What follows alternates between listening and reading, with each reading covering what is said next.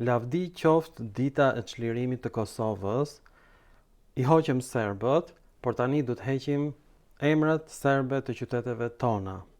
Kosova është tokë shqiptare dhe Shqipëria është toka e Kosovës. Prandaj së bashku do t'i heqim të gjitha emrat serb nga toka jon e shenjtë. Një nga qytetet me emrin serb në Kosovën shqiptare është I Shtogu, I cili vjen në fakt nga gjuha serbe, Istočka, ose më sakt Istočka Reka, për një degë të lumit të drinit të bardhë, që kosovarët për fat mirë kanë quajtur lumbardh. Kanë hequr emrin grek drilon, që do të thot organ mashkullor, mbas ata kanë parë filmat e mi. Dhe është koha që të hiqet emri drinit edhe në Shqipëri. Pra në Kosovë drinit nuk I thonë më drilon. Është hequr emri grek. Një gjë e mrekullueshme. Tani duhet hequr emri Istog ose Ishtog. Tani pse quhet Istočka Reka? Reka është lumi, Istočka burim I vogël. Në fakt, kjo është një pjesë prapashtesë përkëdhelëse në serbisht, një lloj si në shqip zoçka, nga zogu, edhe atje Istočka nga istok. Është zbulimim. Po përse përdorin ata këtë fjalë përkëdhelëse në serbisht? Sepse përplasen dy fjalë serbe. Istok I thon lindjes së diellit, por ka një burim tjetër.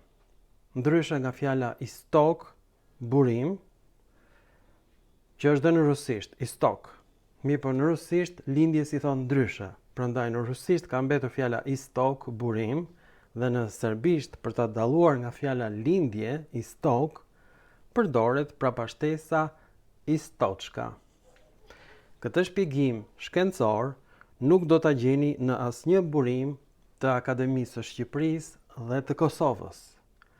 Prandaj u bindët përfundimisht për misionin ton të shenjtë, jemi shumë të përgatitur dhe gjithmonë kërkojmë dhe marrim këshilla nga intelektualët më të mirë nga Kosova, Maqedonia Shqiptare që unë e quaj Dibra, Malizi, Presheva, Sanxhaku, po ashtu nga Çamët në Çamëri, Arvanitët në Greqi dhe Arbëreshët në Itali.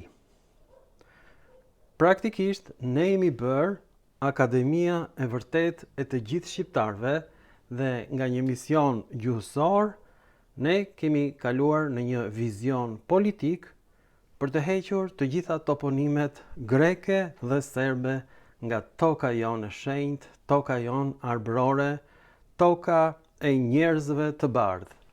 Ju faleminderit për vëmendjen dhe na ndiqni drejt për drejt në TikTok në biseda të ngrohta intelektualesh.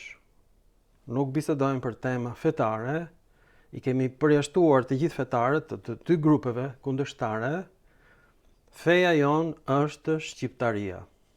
Ju faleminderit dhe ju ftojmë në bisedën tonë në TikTok.